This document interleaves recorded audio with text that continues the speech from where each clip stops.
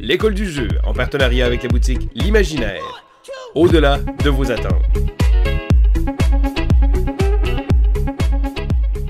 Allô mon beau petit spécimen, c'est Vincent et aujourd'hui je te fais un top 6 des jeux avec une thématique weird. Parce que dans le jeu, un peu comme dans le cinéma d'ailleurs, il y a des thèmes qui sont récurrents. Le thème médiéval fantastique, le thème science-fiction, espace intersidéral. On en a des traits linéaires et que l'on voit de façon récurrente. Alors qu'il y en a d'autres, que c'est assez particulier, merci. Et des fois, c'est pas nécessairement positif, je dirais. Et c'est probablement ça que j'ai été ressortir le plus possible. Alors, j'ai fait une recherche à l'aide d'un ami, Pierre Poisson. Donc, merci énormément, Pierre, de m'avoir guidé. Et donc, j'ai été chercher à travers le Deep Dark Web de Board Game Geek différents jeux qui ont une thématique weird, étrange, particulière. Ce ne sont pas des jeux que j'ai nécessairement joués d'ailleurs, parce que, bon, c'est des jeux qui sont un peu difficiles à obtenir. Et je ne parlerai pas nécessairement du gameplay, de la manière de jouer, pis ça, parce que, comme j'ai dit, je ne sais pas comment y jouer. J'ai juste lu sur certains jeux. Et je veux juste simplement jaser de la thématique, à quel point que ça fait pas de sens. Alors, on commence sans plus attendre avec le numéro 6. Numéro 6 qui se nomme Spank the Monkey. Qui a aussi une traduction française d'ailleurs, je savais pas ça, qui s'appelle Paf le singe. Dans Spank the Monkey, les joueurs sont dans une décharge, en bon québécois, une cour à scrap. Ils travaillent là, c'est des employés, puis à un moment donné, il y a un singe qui est apparu dans cette cour à scrap-là. Et on sait pas trop pourquoi il est là. Et le but des joueurs, c'est très simple. C'est de prendre le plus de déchets possible, de se faire une belle petite tour et d'aller sacrer une claque au singe.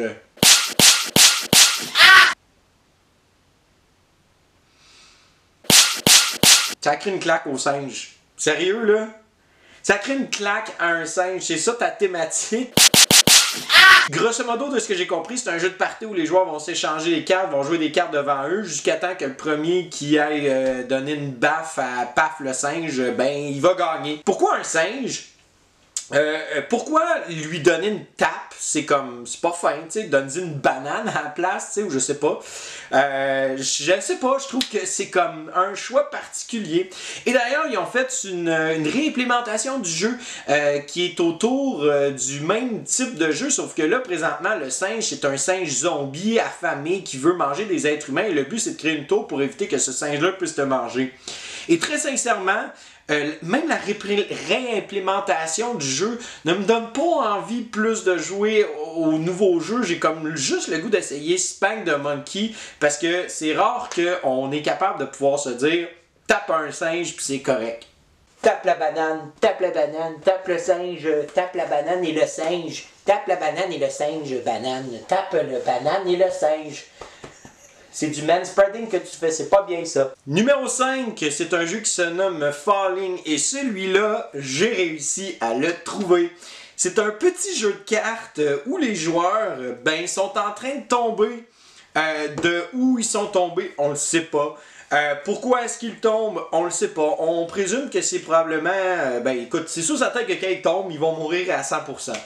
Et le but du jeu, c'est très simple. C'est de pousser les autres et de faire en sorte que tu es le dernier à mourir. Et c'est un genre de jeu un peu à la Skip-Bo où est-ce que les joueurs vont se passer des cartes, vont faire des effets différents. Bref, j'ai lu les règles et j'ai trouvé que c'était pas clair comment jouer.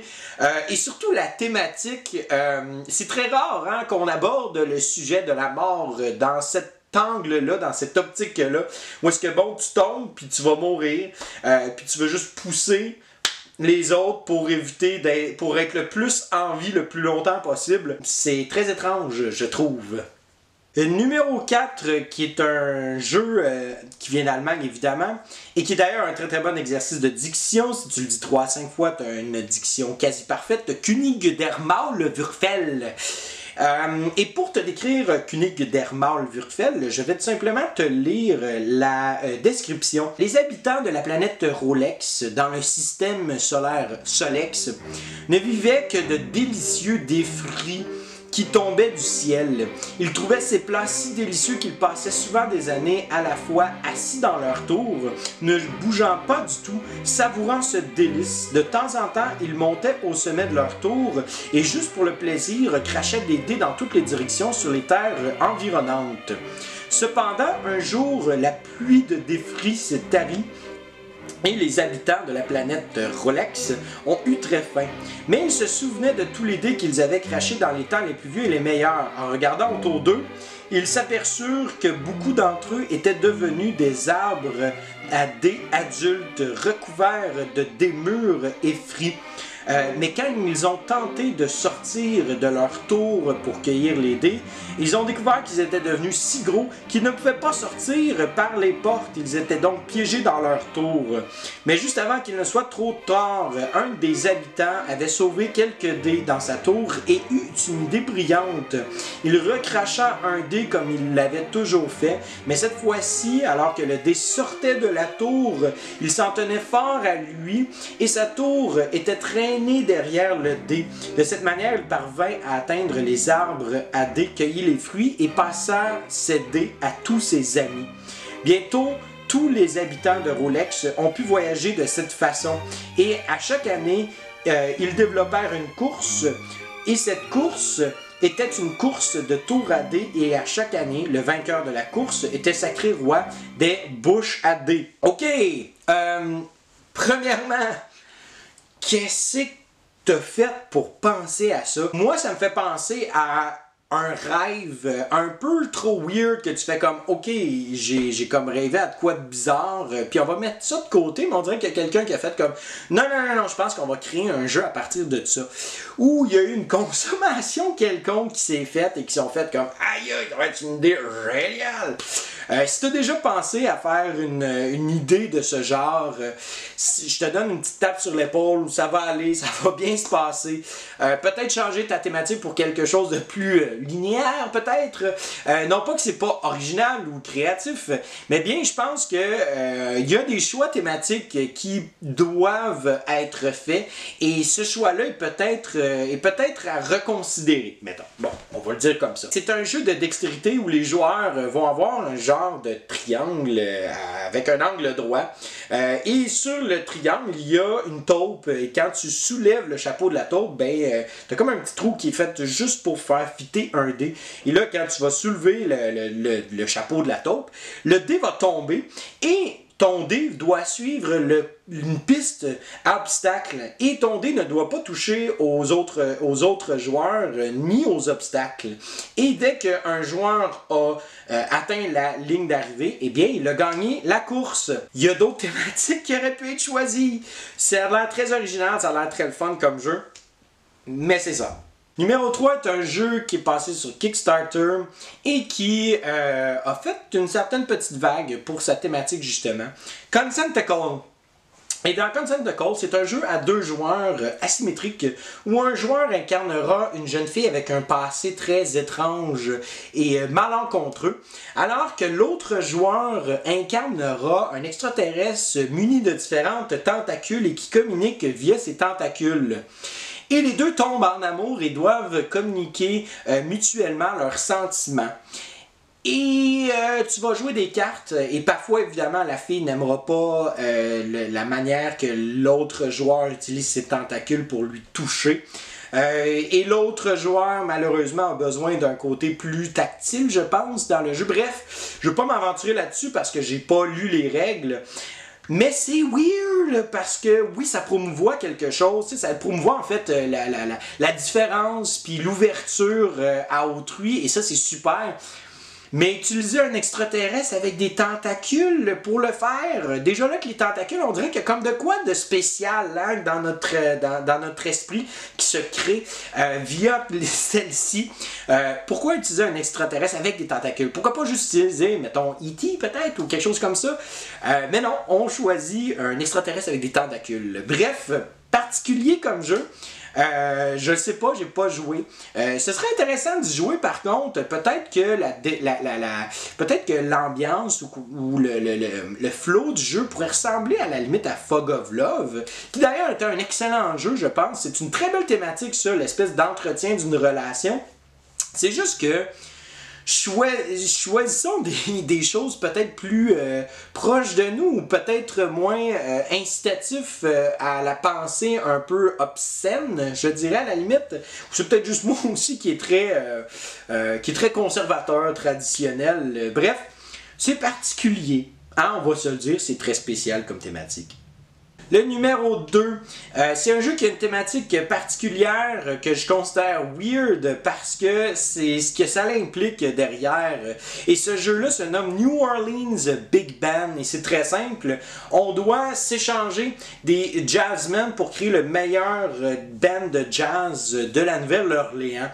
Et le problème, c'est que des fois, tu vas avoir des personnages qui ne concordent pas ensemble parce que, par exemple, tu peux avoir une chanteuse qui refuse, elle, de jouer avec des joueurs de banjo. Donc, faut que tu décides de te débarrasser de cette femme-là ou tu décides de te débarrasser de ton joueur de banjo. Et là, tu vas l'échanger avec un autre joueur qui va dire « Ah oui, ce personnage-là va fitter clairement dans tes affaires. » Puis toi, tu veux y refiler ton joueur de banjo que... Puis tu sais, tu lui dis plus ou moins la vérité. Et là, tu vas récupérer cette carte-là et finalement, bon, ce joueur de trompette-là refuse de jouer avec une femme. Et donc là, tu vas devoir échanger cette femme-là pour obtenir un nouveau personnage. Là, tu te rends compte que lui refuse de jouer avec quelqu'un qui a une moustache. Et là, finalement, ton joueur de trompette a une moustache. Et là, il faut que tu crées, en fait, cette espèce de synergie entre des personnages qui veulent rien savoir les uns des autres. Et c'est très, très drôle. Et à la limite, c'est un peu saugrenu parce que c'est comme si, mettons, moi, on me disait, ben, Vince, je veux pas faire de vidéo avec toi parce que t'as une barbe. Puis je serais comme... Ok, mais c'est donc ben juste random comme caprice. Puis je trouverais ça vraiment drôle que ça m'arrive. Et en même temps, très saugrenu. Et ça a l'air du genre de jeu que tu joues parce que c'est tellement poche que tu dis, ben voyons donc, c'est n'importe quoi. Mais c'est le fun. À la limite, comme le film The Room. Si vous n'avez pas vu The Room, je vous encourage grandement à aller le voir parce que c'est considéré comme étant le pire film de tous les temps. Mais c'est drôle et c'est vraiment, vraiment mal fait à un point tel que c'est quasiment du génie. Et ça a l'air d'être de ça, un petit peu New Orleans Big Band. J'ai très hâte de l'essayer d'ailleurs. C'est un jeu qu'un ami possède. Donc voilà, New Orleans Big Band échange des personnages qui ne fit pas ensemble puis essaye de faire un meilleur jazz possible. Et finalement, le grand numéro 1 est un jeu que j'ai joué et que j'ai montré à des clients lorsque je travaillais au Randolph. Los Memphis. Los Memphis, c'est un jeu où tu dois nourrir des ânes à grands coups de biscuits d'avoine et tu les nourris, tu les force feed à la limite, tu les nourris par la force et à un moment donné, ces ânes-là vont faire caca. Et donc là, ce que tu devras faire, c'est très simple, c'est que tu as des petites pastilles de différentes couleurs et donc là, tu vas les mettre dans un âne fait en bois. Donc là, quand tu baisses la queue, et bien là, la bouche de l'âne s'ouvre. Donc là, tu vas mettre des pastilles de différentes couleurs et une fois que cet âne-là a le ventre plein, bien, tu pourras piger une carte qui va te dire, ben, vide cet âne-là de ses excréments. Et là, il va falloir que tu choisisses la couleur d'excréments que tu veux ramasser. Donc là, par exemple, si je prends du rouge, puis toi, tu prends du vert, ben là, on va ouvrir l'âne en bois en soulevant sa queue, très thématique. Et là, on va vider tous les différents biscuits d'avoine. Et là, je vais récupérer des rouges, je vais récupérer des verts.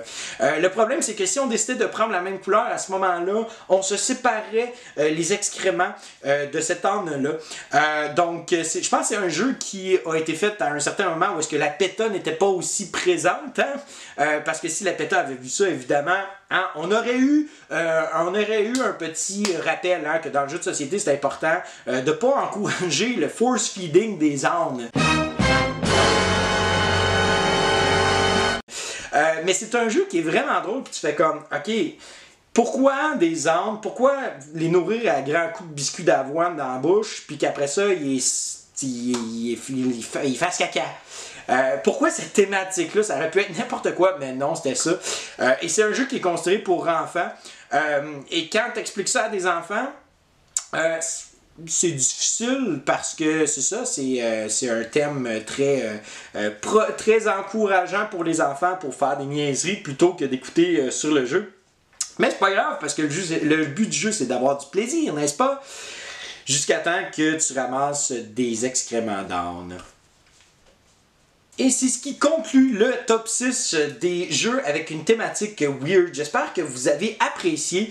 Maintenant, je serais intéressé à connaître vos jeux avec les thématiques vraiment étranges que vous avez déjà vues auparavant. Vous pouvez les laisser en commentaire dans le bas de la page. Si vous avez joué à un de ces 6 jeux-là que j'ai mentionné d'ailleurs, pourquoi ne pas me partager ton expérience de jeu par rapport à ceux-ci? Je serais très curieux de savoir comment est-ce que toi, tu as apprécié ce jeu-là ou comment est-ce que tu ne l'as pas apprécié et comment est-ce que la thématique est bien rendue ou non.